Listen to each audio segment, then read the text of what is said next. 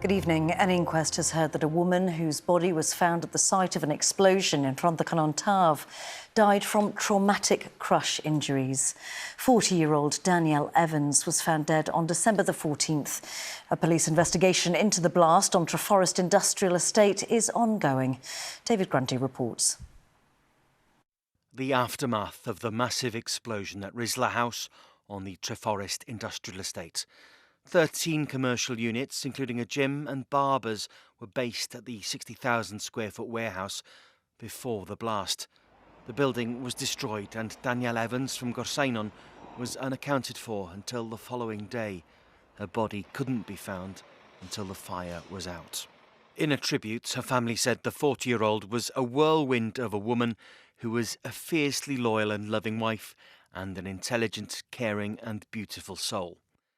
The brief hearing in Pontypridd means her family can now arrange a funeral. The pathologist who carried out the post-mortem examination gave Mrs Evans' provisional cause of death as traumatic asphyxia, that's severe crush injuries. Senior coroner Graham Hughes said the police investigation into the cause of the explosion was ongoing and he was hoping to get an update by the end of March. He offered his condolences to Mrs Evans' family and adjourned the inquest to a date to be decided once the police had provided him with that update.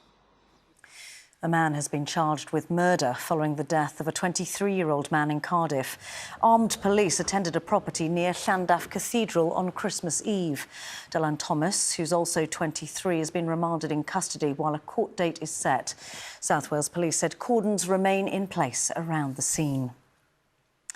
And South Wales Police are appealing for witnesses following the death of a mother in a road collision in Llandarcy on Christmas Eve.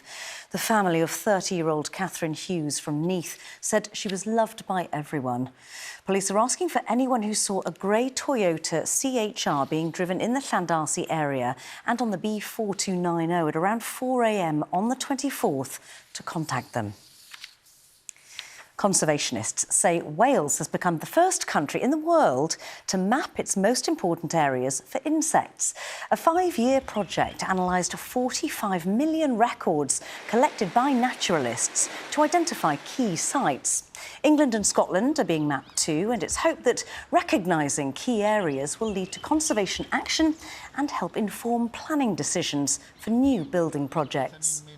They input all this information to databases. So what we now have is an incredibly detailed overview, as it were, across the British Isles, important for conservation, but more so really important as we try to establish what are the consequences of climate change.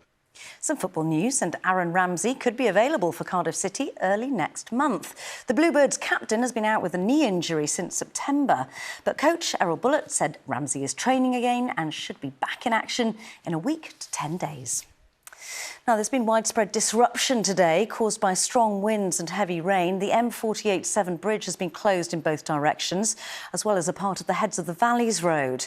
This was the picture in Carmarthenshire earlier. In neighbouring Pembrokeshire, the A477 Cleddau Bridge was closed to all high-sided vehicles, but has since reopened. Some trains were also cancelled.